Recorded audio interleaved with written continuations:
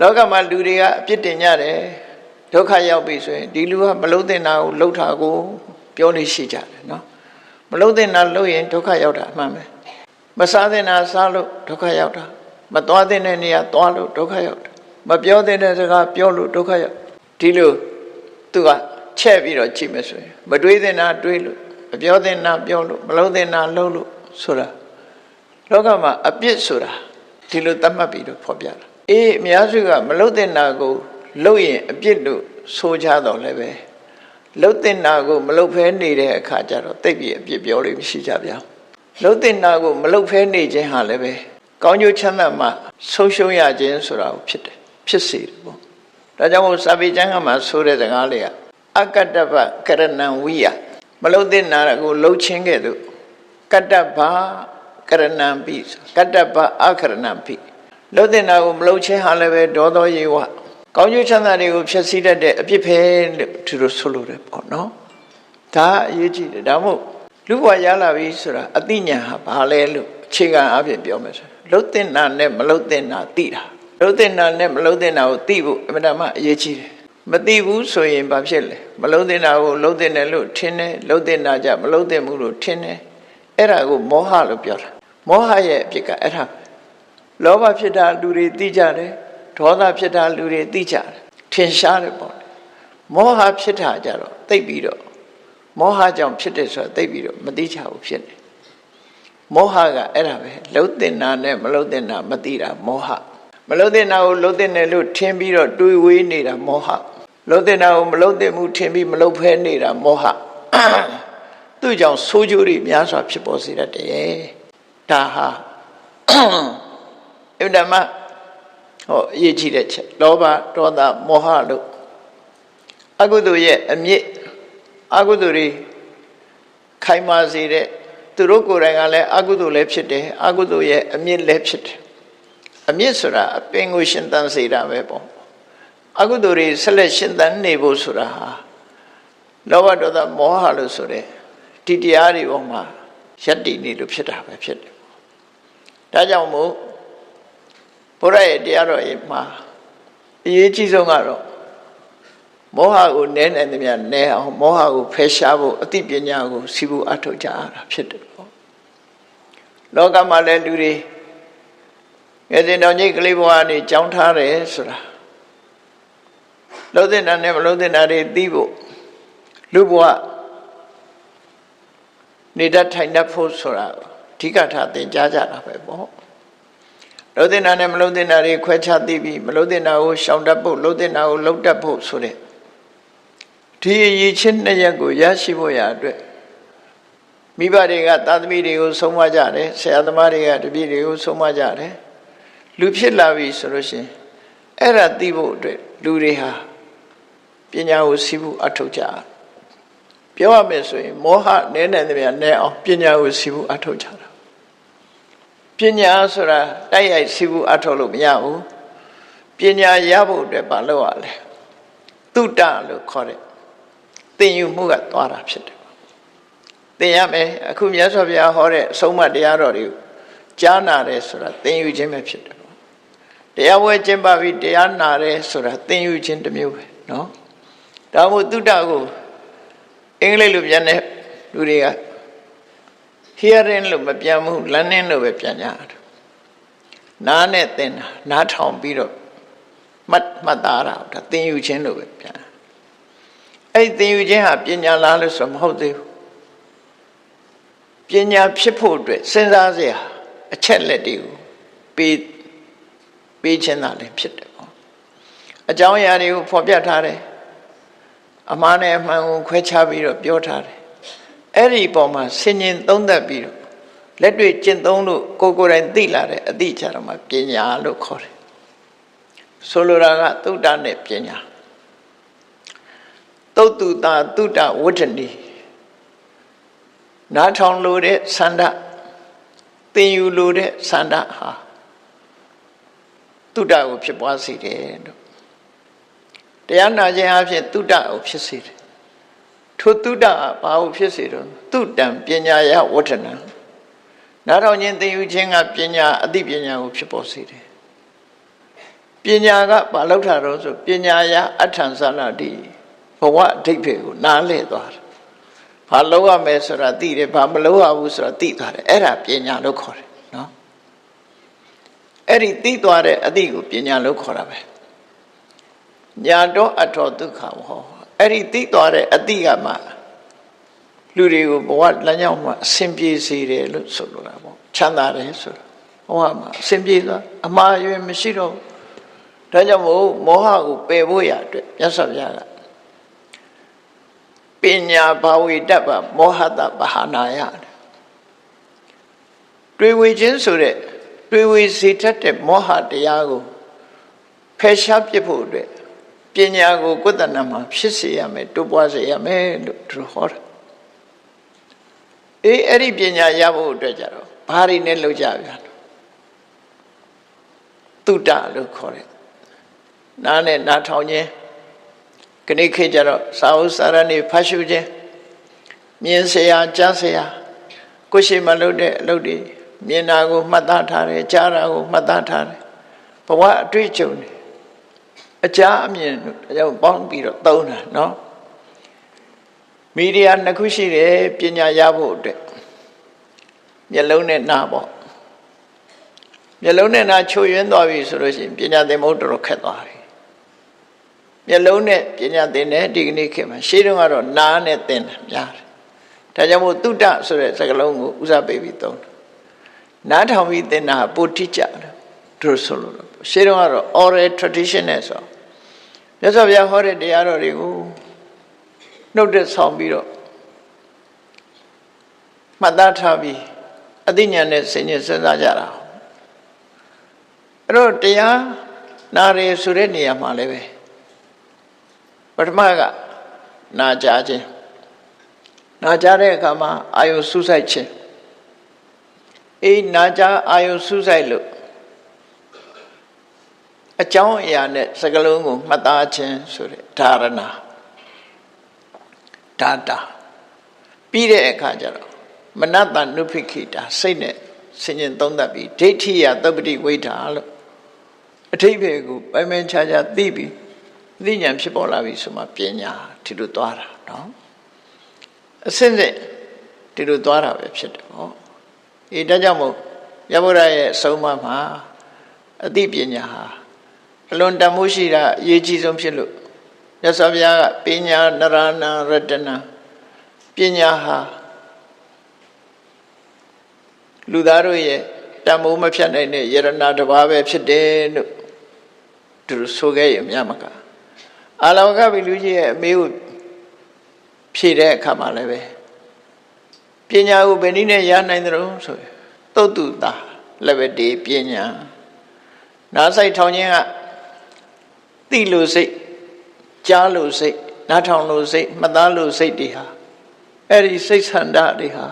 ပညာကိုရခြင်းအကြောင်းပဲလို့တလုံးနဲ့ပြောပါဆိုရင်အဲ့ဒါပဲပြောပညာကိုဘလို့ပညာရအောင်ဘလို့လုပ်ရမလဲဆိုရင်တတ်ခြင်းစိတ်ကိုမွေးသိခြင်းစိတ်ကိုမွေးသိခြင်းနဲ့ဆန္ဒရှိရင်တတ်ပြီလို့ဆိုလို့အဲ့ဒါကြောင့်မို့တကယ်အသိပညာတွေရဖို့ရအတွက်ကစိတ်ဆန္ဒဟာသိပညာရဖို့အတွက်ဥဆောင်လမ်းညွှန်ပြသွားတာပဲဖြစ်တယ်ပေါ့ဓမ္မပဒဒေသနာမှာ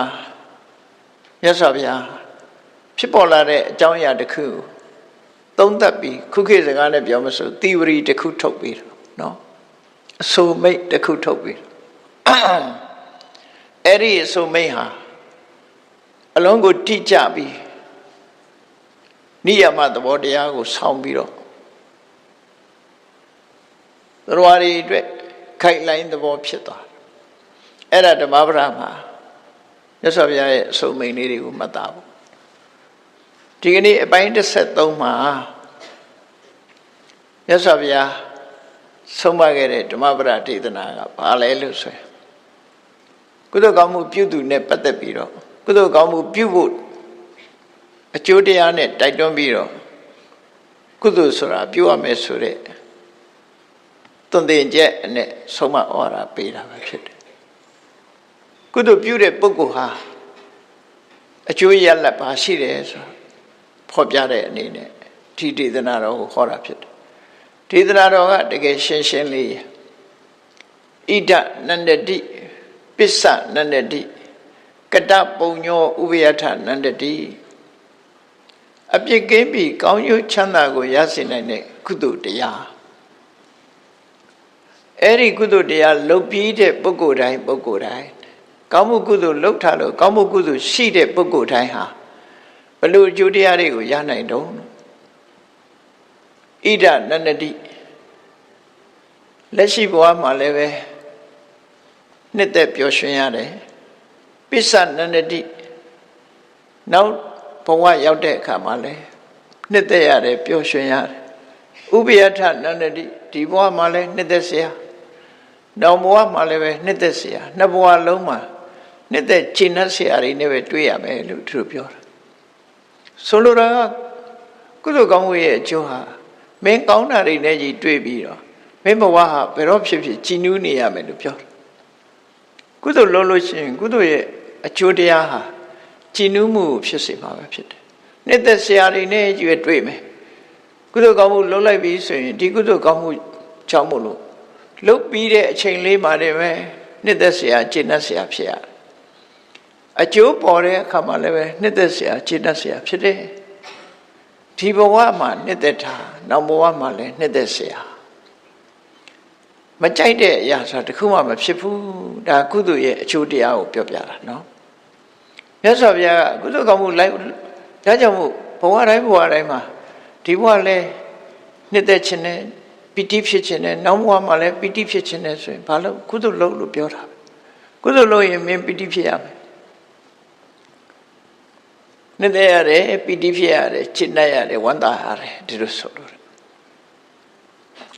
ဒီဘဝမှာနှစ်သက်ရတာတော့ဘာလဲအကျိုးမပေါ်သေးခင်ရောနှစ်သက်ရလားဆိုကုသိုလ်ဆိုတာအကျိုးမပေါ်ခင်ကိုချစ်နိုင်တယ်ဘာမှမခံစားရခင်ကချစ်နိုင်တယ်သာသမီရခြင်းနဲ့မိဘကိုရခြင်းနဲ့သားကလေးမွေးဖွားလာပြီဆိုသားကလေးကြည့်ပြီးပီတိဖြစ်မျောလင်းချက်တွေနဲ့ပီတိတွေဖြစ်နေပြီကုသိုလ်ကောင်းမှုကလည်းအကျိုးမပေးနဲ့အောင်မပေးသေးဘူးလို့ဆိုလောက်ခုမှလှုပ်လိုက်တဲ့ကုသိုလ်ကောင်းမှုကလည်းပဲမျောလင်းချက်နဲ့ပီတိတွေကိုဖြစ်စေတယ်ဒါမို့ကုသိုလ်လှုပ်ထားတဲ့ပုဂ္ဂိုလ်ဟာငါကုသိုလ်ကောင်းမှုတွေလှုပ်ပြီးသွားပြီဆိုတဲ့အချိန်လေးမှလည်းအဲ့ဒါတွေးတာနဲ့ပဲပီတိဖြစ်ရတယ်လို့သူတို့ပြောပုံညာမေကတန္တိနန္ဒတိငါဟာကောင်းတဲ့အလုပ်တွေပြစ်ကင်းတဲ့အလုပ်တွေငါလှုပ်ထားပြီးပြီကိုယ့်ကိုလုံခြုံစိတ်ချရကျင့်တ်အားရတဲ့အနေအထားမျိုးတွေဖြစ်ပေါ်သွားလောကလူတွေဟာကျင့်တ်အားရမှုတွေဟာဘာတွေနဲ့ဖြစ်တတ်တော့ကိုလိုချင်တဲ့အရာရလို့ရှိရင်လည်းကျင့်တ်ကြတူတယ်ဝိចេတနာရရင်လည်းကျင့်တ်ဆုလိုက်ရရင်လည်းကျင့်တ်တယ်ဆောင်ဝဲအောင်ရင်လည်းကျင့်တ်တယ်ပေါ့နော်ကိုဖြစ်ချင်တာတခုဖြစ်ပြီဆိုရင်ကျင့်တ်ကြတဲ့ဟာတွေရှိတယ်အဲ့ဒီထဲမှာကျင့်တ်เสียအကောင်းဆုံးကတော့ကိုလုပ်တဲ့ကုသိုလ်ကောင်းမှုလုပ်ဖြစ်သွားပြီဆိုတာဟာကျင့်တ်เสียအကောင်းဆုံးဖြစ်တယ်။ဘာကြောင့်လို့ဆိုရင်ငွေကြေးတနရလို့ကျင့်တ်တာအတိုင်းတာတစ်ခုပဲကျင့်တ်လို့ရ။ဆောင်ဝဲအောင်လို့ကျင့်တ်တာတစ်ခုဆုလိုက်ရလို့ကျင့်တ်တာအတိုင်းတာတစ်ခုပဲကျင့်တ်လို့ရ။ကုသိုလ်ကောင်းမှုဆိုတာကစက်တိုက်ကျင့်တ်မှုတွေနဲ့ပဲကြုံတွေ့လာမှာပီတိဖြစ်เสียတွေနဲ့ပဲကြုံတွေ့လိမ့်မယ်တဲ့။ဒါကြောင့်မို့ဘေယောနန္ဒတိတုတ်ကတိန်ကတော်ကိုလို့တဲ့ကုသိုလ်ကောင်းမှုကြောင့်အခြေအနေကောင်းတွေဖြစ်ပေါ်လာပြီတုကတိဆိုတာဒုက္ခရဲ့တရားတနည်းအားဖြင့်ပြောမှဆိုအခြေအနေကောင်းတွေကောင်းမြတ်တဲ့ဘဝတွေရောက်သွားတာဆိုတာအခြေအနေကောင်းတစ်ခုရသွားတာပဲပေါ့အဲ့အခြေအနေကောင်းတစ်ခုရောက်သွားတယ်တုကတိဘုံရောက်သွားတယ်ဆိုရင်ဘေယောနန္ဒတိကုသိုလ်လုပ်တော့ကျင့်နိုင်ရတာတဲ့ပိုးကျင့်နိုင်ရတယ်လို့ဆိုလို့အကျိုးပေါ်ဖြစ်ပေါ်လာတဲ့အခါမှာပုံမူပြီးတော့ကျင့်နိုင်ရခင်ကျင့်နှမှုကမျောလင်းချက်နဲ့ကျင့်တတ်တယ်ဖြစ်တယ်ဟိုဟာလက်တွေ့အကျိုးခံစားရပြီဆိုရင်တော့ပို့ပြီးတော့ကျင့်နိုင်ရတယ်ဒါကုသိုလ်ပြုခြင်းရဲ့အကျိုးကျေးဇူးကိုမြတ်စွာဘုရားဒီဒေသနာတော်ဟောတာနော် ဒီဒေသနာဟောတာတကယ်အဖြစ်ပြက်တစ်ခုဥတည်ပြီးတော့ဟောတာလက်တွေ့ပြပြီးတော့ဟောတဲ့ဒေသနာတစ်ခုဖြစ်တယ်ဘုရားလက်ထက်မှာအဖြစ်ပြက်တစ်ခုကဘာလဲလို့ဆိုရင်တာဝတိမြို့မှာစေရဝန်ကျောင်းတကာကြီးအနာရဝိန်တထေထင်းထင်းရှားရှားလူသိများတဲ့ပုဂ္ဂိုလ်တို့ဦးတယောက်ပဲအလုံးကိုလူသိများတဲ့တရားတရားလွန်ကောင်းတယ်ဘုရားဘာသာမဖြစ်ခင်ကတည်းကစားမဲ့တောင်းမဲ့ပုဂ္ဂိုလ်တွေကိုကျွေးမွေးပြီးတော့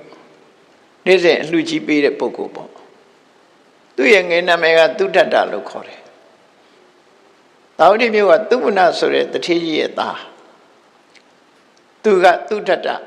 အကြည်သူညီကသုဖုတိသုဒ္ဓတ္တကငယ်စဉ်ကတည်းကအလှတန်းဝါဒနာပါတယ်ဘုရားဘာသာမဖြစ်ခင်ကတည်း generosity သူကအမြဲတမ်းမှရေရောတတ်တဲ့ပုဂ္ဂိုလ်ပေါ့ရေရောတယ်ဘုရားဘာသာဖြစ်လာတော့ပိုးပြီးတော့သူကရေရောလာတယ်မြတ်စွာဘုရားနဲ့တွေ့ပြီးတော့တရားဓမ္မနားလဲရတဲ့အခါမှာအမှန်မြင်ခြင်းနဲ့တန်တရားခင်းခြင်းဆိုတာဘာသာတရားနဲ့ပတ်သက်ပြီးဓမ္မနဲ့ပတ်သက်ပြီးသူကအမှန်မြင်သွားတယ်အမှန်မြင်လဲဆိုတာမိစ္ဆာဒိဋ္ဌိကိုပယ်တာပဲစာပေကျမ်းမှာလူတွေပြောတယ်သောတပန်ဒိဋ္ဌိဝိသိကိစ္စခင်းတယ်ဆိုတာအဲ့ဒါပြောအမှန်မြင်တယ်ဓမ္မနဲ့ပတ်သက်ပြီးတန်တရားမရှိတော့ဘူးအဲ့တော့အမှန်မြင်ခြင်းနဲ့တန်တရားခင်းခြင်းဆိုတဲ့အခြေအနေတရားကိုရရှိပိုင်ဆိုင်သွားတဲ့သောတပန်ပုဂ္ဂိုလ်ဖြစ်သွားတယ်အဲ့ဒီအချိန်မှာသူဟာစီးပွားရေးလုပ်တာပဲအယောင်းဝယ်နဲ့သွားတာအယောင်းဝယ်ကိစ္စနဲ့ရာဇဂိုမြို့ကိုသွားပြီးတော့အယောင်းဝယ်လုပ်တယ်မြတ်စွာဘုရားနဲ့တွေ့တယ်တွေ့လိုက်တဲ့အခါမှာသူကြည်နူးဝယ်ရတယ်ဖြစ်တယ်မြတ်စွာဘုရားကိုတာဝတိကိုကြွားဖို့ပင့်လာတယ်ရာဇဂိုဆိုတာဘီဟာနယ်ထဲမှာရှိတော့အိန္ဒိယအလယ်ပိုင်းလောက်မှာရှိတယ်တာဝတိဆိုတာတော့အိန္ဒိယမြောက်ပိုင်းမှာရှိတယ်သူဟိမဝန္တာနဲ့ကတ်သွားတယ်နီးသွားတယ်ဟိုဘက်ရောက်ရင်ခုခေတ်မြေပုံနဲ့ကြည့်မယ်ဆိုရင်တာဝတိဟိုဘက်ကနီပေါ်နယ်စာရောက်သွားပြီပေါ့အဲ့တော့တာဝတိကမြောက်ပိုင်းမှာကြာတယ်ရာဇဂိုကအလယ်ပိုင်းမှာကြာတယ်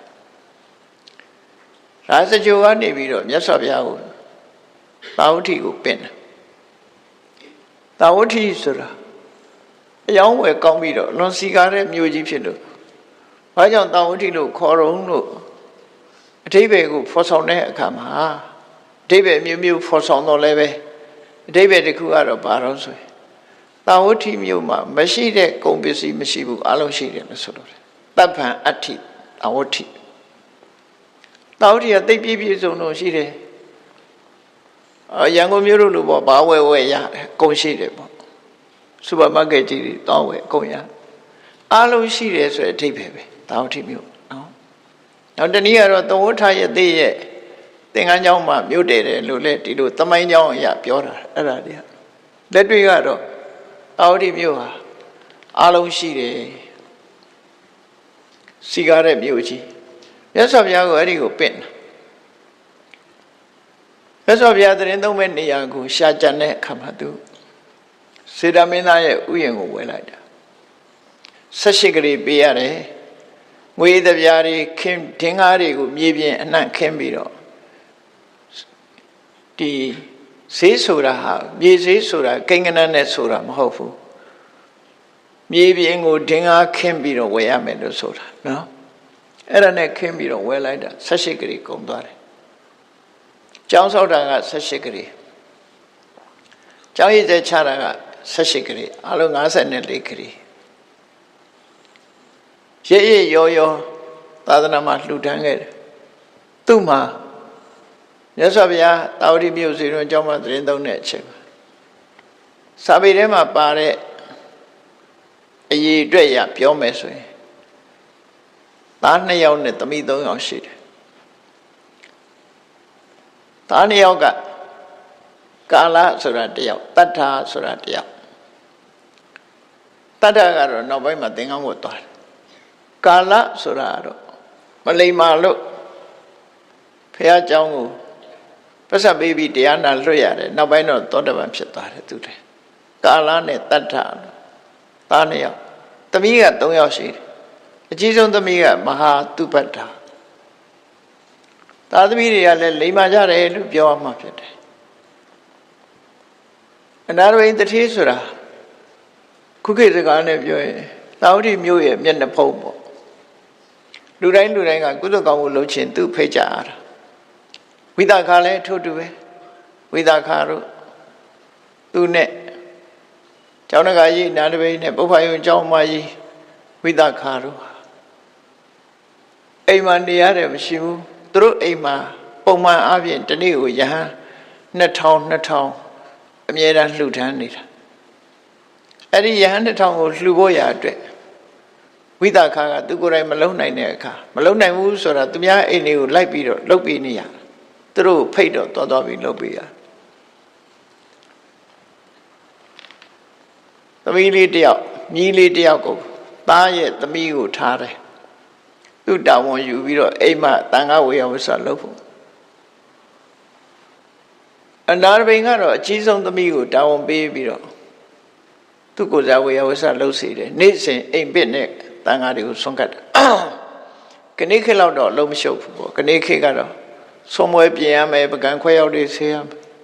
ဟိုခေတ်ကတော့အဲ့လိုမဟုတ်ကြောက်လာတဲ့တန်ခါတွေကကိုယ်တပိတ်နဲ့ကိုလာတာ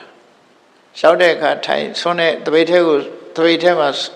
ဆွန်းရောဟင်းရောတခါတည်းလောင်းထည့်လိုက်တာပတ်တပိုင်နော်ပတ်တပိုင်ဆိုတာဆွန်းတဲ့ဟင်းနဲ့ခွဲအိန္ဒိယနိုင်ငံဂရိအထိပတ်တပိုင်လို့ပဲပြောနော်ဖက်နဲ့တောင်ထုတ်စားတာပဲသူတို့မှာဟင်းမွေးကြီးနဲ့စားနေတာမဟုတ်ဘူးထမင်းပေါ်မှာဟင်းပုံလိုက်တာပဲဗမာတွေကတော့အဲ့လိုပုံကျွေးရင်စားကျင်တာမဟုတ်ဘူးသိပြီးတော့နော်ပုံကျွေးရင်တော့မစားဘူးသို့တော်ရင်တော့ဒေါင်းလန်းကြီးရဲ့အလယ်မှာစားလာကြတယ်အဲ့လိုလူတွေစုပြီးစားကြတယ်ခဏခေတ်တော့ကိုယ့်နဲ့ကိုမိသားစုစားတော့မှထမင်းဝိုင်းနဲ့စားကြတယ်ပေါ့နော်ခေပြောင်းလာတာအိန္ဒိယနိုင်ငံတို့ဒီဟိုတော့ကနေ့အထိထမင်းဆွန်းထက်ပြီးဟင်းနေပုံလိုက်တာအဲ့ဒါဒီတိုင်းပဲစားကြတာဟောပကံခွဲရောက်ဆေးစရာတိတ်မရှိဘူးဘုန်းကြီးတို့ဒီဟိုနေတော့ဆိုလို့ရှိရင်ဆွမ်းသာပြင့်ပြီဆိုသွားရာမညတိုင်းကရာမညခိုင်းကယဟန်တွေကတော့တပိတ်တွေပါတယ်ကျန်တဲ့ဘုန်းကြီးတွေကတော့တပိတ်မပါတော့ဘုန်းကြီးတို့လည်းတပိတ်ရှူလေးမရှိကြတော့ဒီတိုင်းသွားဟိုမှာရောက်တဲ့အခါကျတော့ပကံများတွေပေါ်မှာဆွမ်းလေးတွေပုံထားတယ်ပထမဆုံးဖះဆွမ်းတော့ကတ်တယ်နောက်ပြီးရင်တန်ဃာတွေကိုတန်ဃာဒါနအနေနဲ့ကတ်တယ်သီလယူတယ်အဲ့ဒါတွေပြီးပြီဆိုတဲ့အခါတပားကိုပကံများတစ်ချက်စီလိုက်ကတ်တယ်အဲ့တော့ကိုပေါင်ပေါ်မှာပဲကိုတင်ပြီးဇွဲတွေမပါဘူးတင်မြင်ခွေပေါ်မှာပဲဒီပကံများတင်ထားမိသားစုကဟင်းနေလိုက်ပြီးတော့ဆွမ်းနဲ့ထဲကြတာဒီပကံနဲ့ပဲလိုက်ထက်ပုံပေးတာကိုမစားကြရင်တော့လက်ကပြပါလေဟင်းနေအဲ့လိုထည့်ပြီးတော့ပုံစားတဲ့ဒလေးဟာခဏထိရှိတော့မယ်အဲ့တော့ဝိသခအိမ်အနာရဘိန်အိမ်ဒီနေ့တန်ခါ2000ဆွန့်ကတ်တယ်ဆိုတော့ဝေယဝိသသိပ်မများဘူးလို့ပြောပတ်တပိုင်လို့ဆိုတာပုံစားတယ်ခဏဘူဖေးပတ်တပိုင်လို့နော်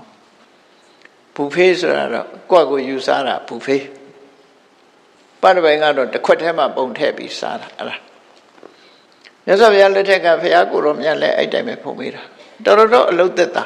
နော်တော်တော်ဝေယဝိသအများကြီးသက်တာပါအဲ့ဒါလို့အနာရဘိန်အိမ်မှာသမီးကြီးမဟာတုပတ္တာလို့အရွယ်ရောက်တဲ့အခါကျတော့အိမ်အောင်ကျသွားတဲ့အခါကျအိမ်ခွဲသွားလုံးဝလူမရှိတော့သုလတုပတ္တာကိုတောင်းပေးတယ်အငယ်မကိုတောင်းပေးတယ်အဲ့ဒီငယ်မကလည်းပဲဝေယဝိဇ္ဇတွေလို့တခါအိမ်အောင်ကျသွားပြန်အိမ်အောင်ကျသွားပြန်တော့အငယ်ဆုံးသမီးသူမနာကိုတောင်းပေးတော့အဲ့ဒီသမီးငယ်လေးကတော့အိမ်အောင်မကြခင်မှာတရက်တော့ဝေယဝိဇ္ဇလုံရင်ရုပ်တရက်ယောဂဝေဒနာတွေဖြစ်လာတယ် ဘာယောဂလို့တော့မပြောဘူးယုတ်တည်းယောဂဝေဒနာဖြစ်ပြီးတော့ယောဂကပြင်းထန်တဲ့အခါကျတော့အနာရဘိန်တထေးကြီးကသူများအိမ်လိုက်ပြီးတော့ဦးစီးဦးရဲ့လုပ်ပြီးစီမံပေးနေရတော့သမီးနေမကောင်းလို့ဆိုလိုက်ခေါ်တော့အိမ်ရောက်သွားအိမ်ရောက်တော့သမီးကအဲ့ရတဲ့လဲနေပြီနာရဘိန်တထေးကြီးကသမီးနာသွားပြီးတော့သမီးနေကောင်းရဲ့လားလို့မေးတဲ့အချိန်မှာမောင်လေးနေကောင်းပါတယ်လို့ပြောတော့သူ့အဖေကိုမောင်လေးလို့ခေါ်လိုက်တဲ့အခါကျတော့နာရဘိန်တထေးကြီးအားတဲ့တော့ပြီငါသမီးရောင်းနေတာလားပေါ့လေရောင်းပြီးတော့ပြောတာလားလို့ဆိုမဟုတ်ပါဘူးမောင်လေးရဲ့ဆိုပြောတယ်ငါသမီးကတေးရမှကြောက်လို့လားလို့ဆိုငါမကြောက်ပါဘူးမောင်လေးရဲ့ဆိုပြီးတော့ခဏနေတည်သွားအဲ့စကားလေးပြောပြီးတဲ့နောက်မှာဆုံးသွားရှာကလေးပါဘာယောဂလဲတော့ဖော်မပြဘူးနော်အဲ့ယောဂနဲ့ပဲဆုံးသွားရှာအနာရဘိန်တထေးကြီးကယူချုံမရဖြစ်တယ်သူ့သမီးလေးအတွက်ဘာကြောင့်လဲဆိုတော့သူ့စိတ်ထဲမှာထင်တာအဖေကိုအဖေလို့မခေါ်ဘဲနဲ့မောင်လေးခွန်သွားတယ်ဆိုတော့ငါသမီးဘလို့တွေဖြစ်သွားတယ်ကြောင်၆ချားတွေဖြစ်သွားတယ်လို့သူ့စိတ်ထဲမှာထင်အဲ့ဒါနဲ့နောက်ကိစ္စဝိဇ္ဇပြီးတဲ့အခါဘုရားစီသွားမြတ်စွာဘုရားစီသွားတော့ငုံငုံယူယူသွားတော့မြတ်စွာဘုရားဘာအတွက်ဆင်းရဲဒုက္ခဖြစ်တယ်လဲဆိုတော့သမီးသူမနာဆုံးသွားတဲ့အကြောင်းရှောက်မြတ်စွာဘုရားကအေးလူဆိုတာသိချင်းတရားဆိုတာရှိတာမို့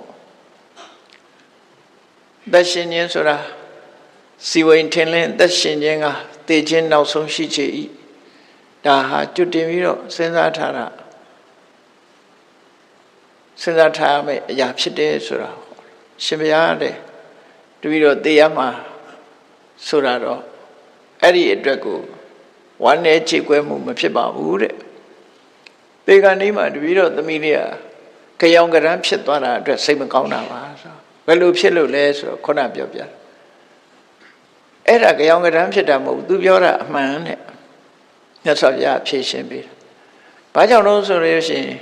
တရားဓုတရားမြတ်နဲ့ကြည့်လိုက်မယ်ဆိုရင်အနာရဘိန်ကသောတာပန်ရှိသေးတယ်သူသမီးကသူ့ရဲ့တဆင့်တာသွားတယ်တက္ကရာကံဖြစ်ရောက်တယ်အဲ့ဒါကြောင့်မို့လို့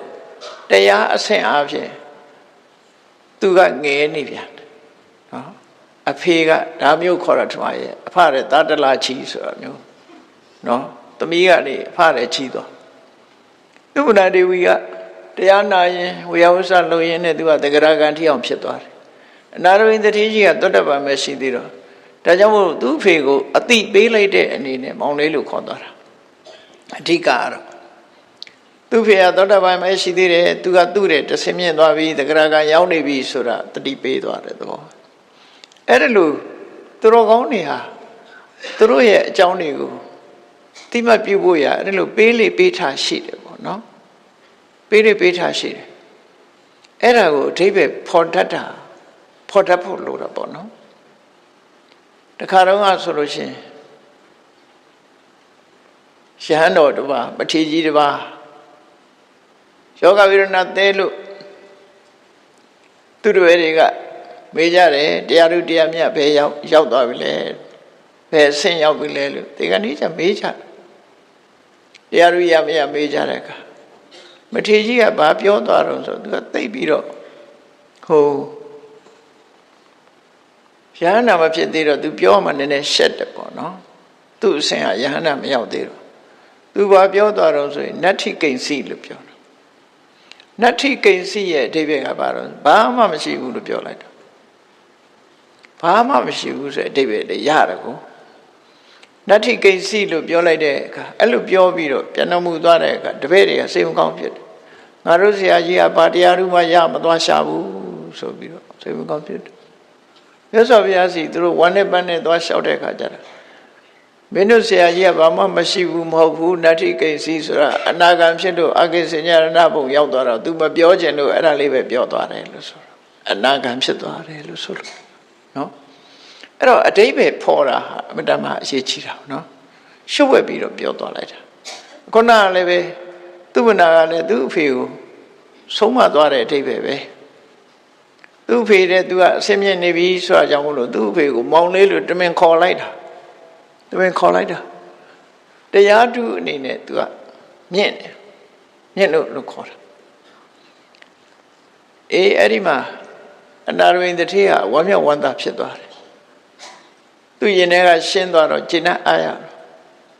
အခုသမီးပဲရောက်သွားလဲဆိုတော့မြတ်စွာဘုရားသူဟာတုတ်တိတာနတ်ပြည်ရောက်သွားပြီ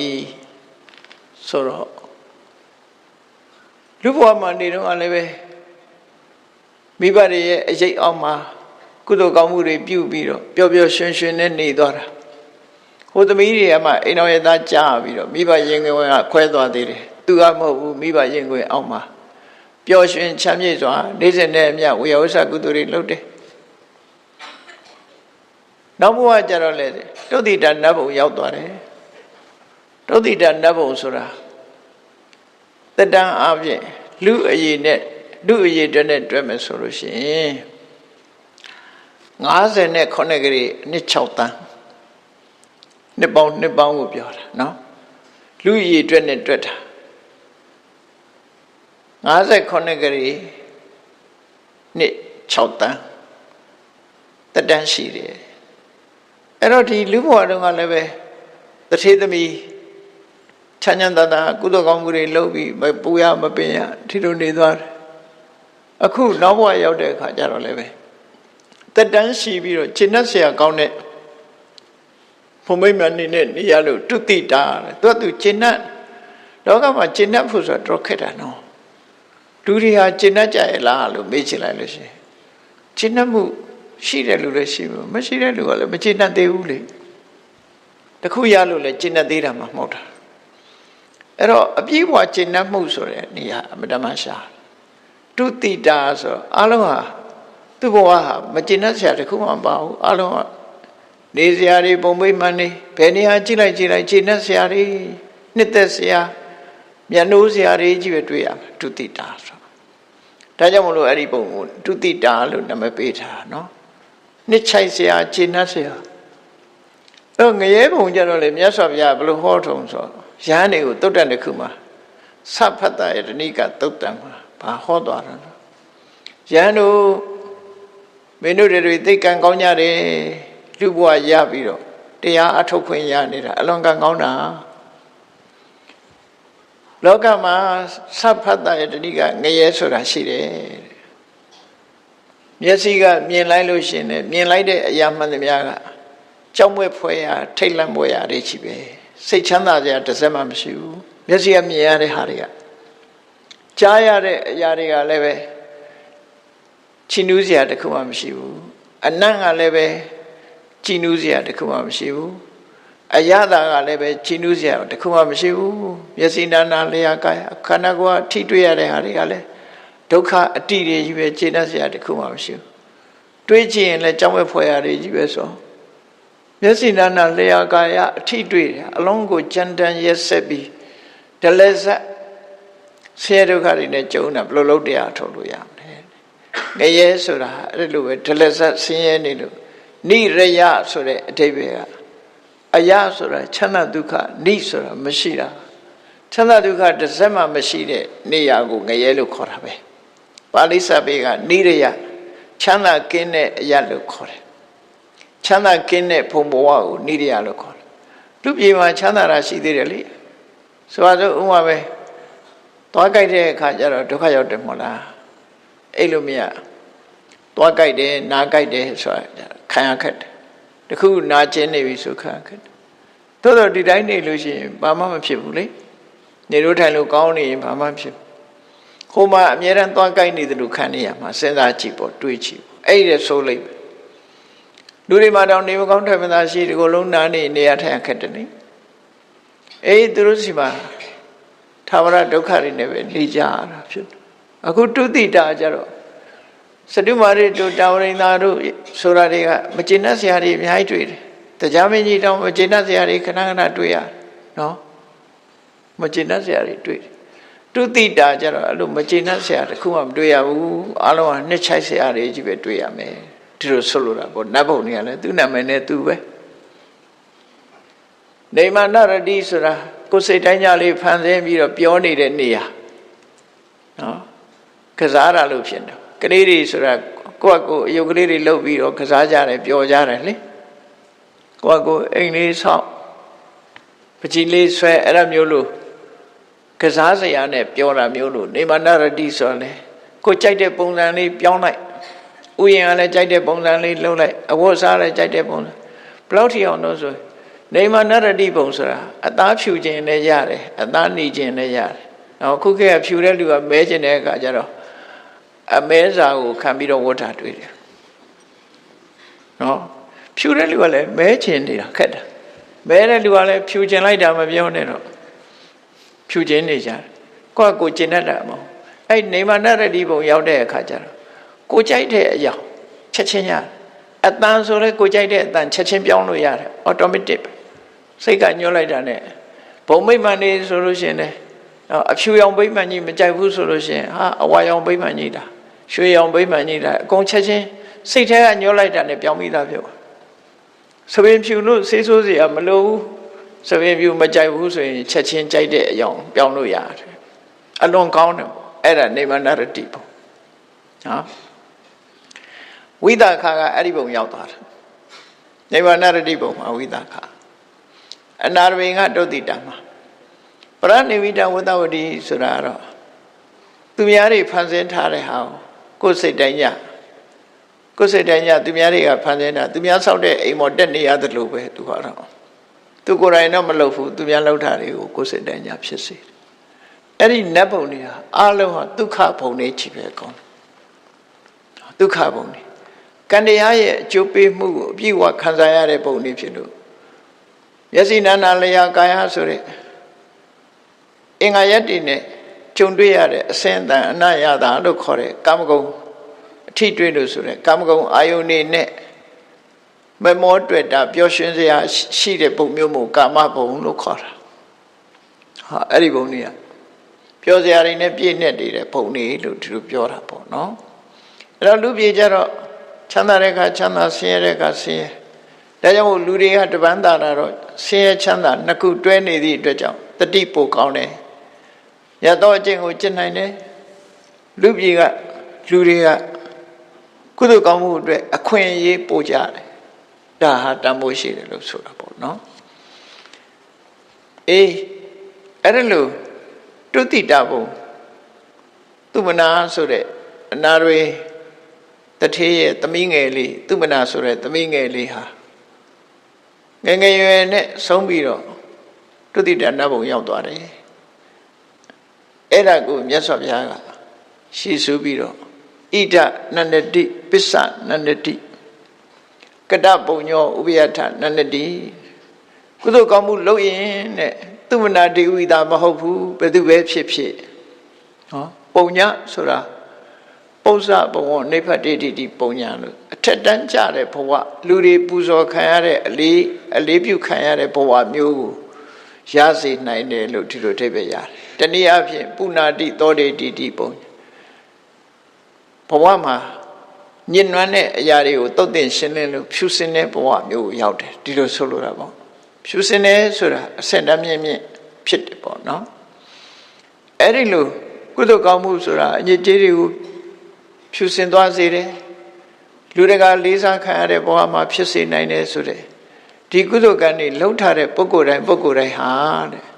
ဘယ်သူပဲဖြစ်ပေါ်လာနိုင်တဲ့ရလတ်ကတော့ဣဒနန္ဒတိ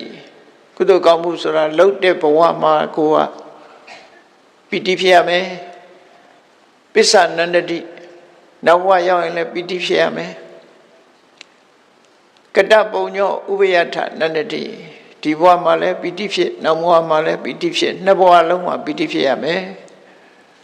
ပုံညာမေကတန္တိနန္ဒတိငါကုသိုလ်ကောင်းမှုလုပ်ရတယ်လို့ဆိုပြီးတော့လည်းပဲပီတိဖြစ်ရမယ်လုပ်ပြီးတဲ့အချိန်မှာလည်းပဲကိုလုပ်တဲ့လုပ်ငန်းအပေါ်မှာကျင့်အားရတဲ့ပီတိတွေဖြစ်တယ်အကုသိုလ်ကြတော့အဲ့လိုမဟုတ်ငါလုပ်ပြီးတာမှားလိုက်တာဖြစ်လာတယ်ကုသိုလ်ကြတော့ငါလုပ်ပြီးတာမှားတယ်လို့မဖြစ်ဘူးဘယ်လိုပဲဖြစ်ဥပုပ်လေးဆောင်ပြီးရင်ဟောငါဥပုပ်ဆောင်ဝန်တာကျင့်တယ်အလူဒါနလှူလိုက်တယ်လှူပြီးသွားပြီကျင့်တယ်ဝန်တာအလုံးဟာ ကျင့်တဲ့ဝမ်းသာစရာအလုပ်တစ်ခုလို့သတ်မှတ်ပြီးတော့ကျင့်တဲ့နေကြပိဋိဖြစ်ကြဝိယောနန္တိတုတ်ကတိန်ကတော်ကောင်းကျိုးချမ်းသာတွေများပြားလာတဲ့သူဂတိဘုံရောက်ပြီးလို့ရှိရင်တော့ရလာတဲ့စီးစိမ်ဥစ္စာတွေကအလွန်ကြီးမားတဲ့စီးစိမ်ဥစ္စာတွေကိုရရှိခံစားပြီးဝိယောနန္တိပို၍ပိဋိဖြစ်ရမယ်လို့ဒါကုသိုလ်လုပ်တဲ့ပုဂ္ဂိုလ်ရဲ့အကျိုးတရားကိုဖော်ပြလို့မြတ်စွာဘုရားကတစ်ဖက်အားဖြင့်ပြောမယ်ဆိုရင်မင်းတို့ဖြစ်နေရဘဝမှာပိဋိဖြစ်ခြင်းကုသိုလ်လုပ်ကြလို့ဆိုလိုတာပဲအကုသိုလ်ကိုရှောင်ပြီးတော့ကုသိုလ်ကောင်းမှုကိုပြုကြရမှာဖြစ်တယ်ကုသိုလ်ကောင်းမှုဖြစ်မှသာလေဘဝစတိုင်းဟာကျေနပ်စရာတွေနဲ့တွေ့မယ်ဖြစ်တယ်ဒါကြောင့်မို့ကုသိုလ်တရားကိုမမေ့ကြလိမ့်နဲ့လို့တိုက်တွန်းနှိုးဆော်လိုတဲ့သင်္ကန်းစာမြတ်စွာဘုရားကိုယ်တိုင်ကဟောကြားဆုံးပါတယ်ဒါဟာဓမ္မပဒအထိတနာမှာဓမ္မရတ္တပေါ်လွင်အောင်စဉ်းစားပြီးဘဝသင်္ကန်းစာယူရမယ့်အချက်ပဲဖြစ်တယ်ပေါ့တရားချစ်ခင်သူတော်စင်ပြိဿအပေါင်းတို့ဓမ္မပဒဒေသနာမှာဓမ္မရတ္တများကိုရှင်တဲ့နှလုံးထဲမှာမှတ်သားထားပြီးတော့မိမိတို့ဘဝမှာသူမနာရဲ့ဘဝကိုသင်္ကန်းစာယူပြီးတော့ထို့တွေကုသိုလ်ကောင်းမှုလုပ်လို့ရှိရင်သာဝရပီတိဖြစ်ကြရမှာဖြစ်တယ်လို့ကိုယ်စီယုံကြည်အားထားကုသိုလ်တရားဖြစ်ပေါ်အောင်ကြိုးစားနိုင်ကြပါစေကုန်သတည်း